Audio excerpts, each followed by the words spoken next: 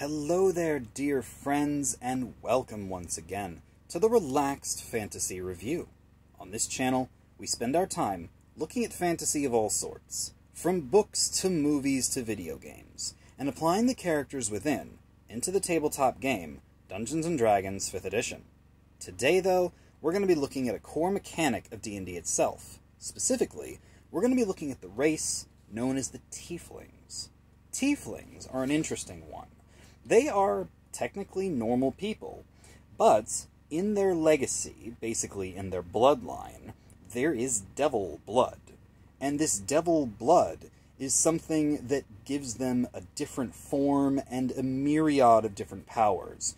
They grow horns, tails, and look quite like devil people, although they don't necessarily have to follow the wishes of whatever their bloodline is. It's simply the powers that they're born with.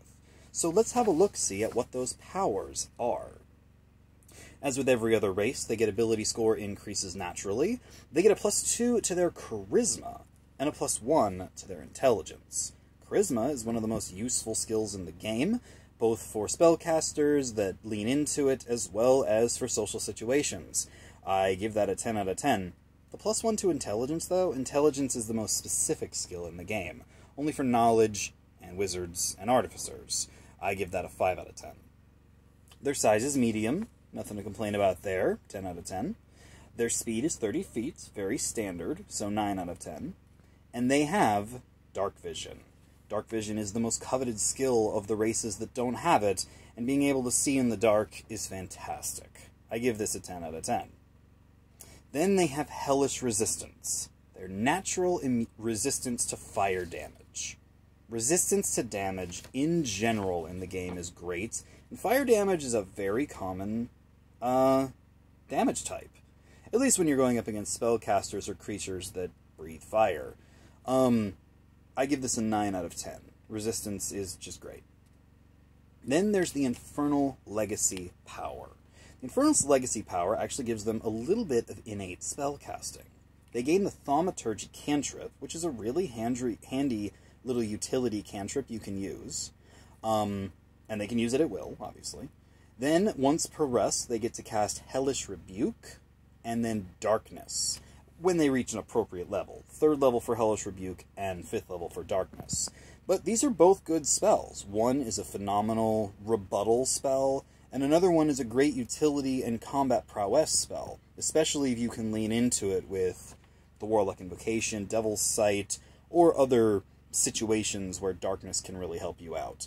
Free spells is great, especially when you got a cantrip thrown in there, and 2 pretty good spells you can throw out once per day. So, 10 out of 10. And then finally, their languages. They speak Common and Infernal. Infernal's a bit of a weird one, because only devils speak Infernal, so it's not going to come up super often, but when it does come up, the ability to speak to devils is fantastic. They are intelligent creatures, and being able to communicate with them could be the difference between a very, very difficult fight or some sort of deal. I think that it's just as valuable a language as Elvish or Dwarvish, so I give their languages a 9 out of 10. Overall, I give the Tiefling a 9 out of 10. Their resistance to fire, their inherent spellcasting, the classic dark vision, that +2 to charisma, they really line up as a phenomenal race. They make great bards. They make great sorcerers. They make just great characters in general. A Tiefling is never misplaced. Even if you need to lean into someone who could be a frontline fighter, having damage resistance and dark vision is great. And Tieflings are a phenomenal race. 9 out of 10.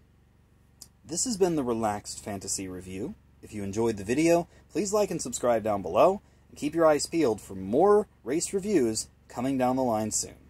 Have a good one, my friends.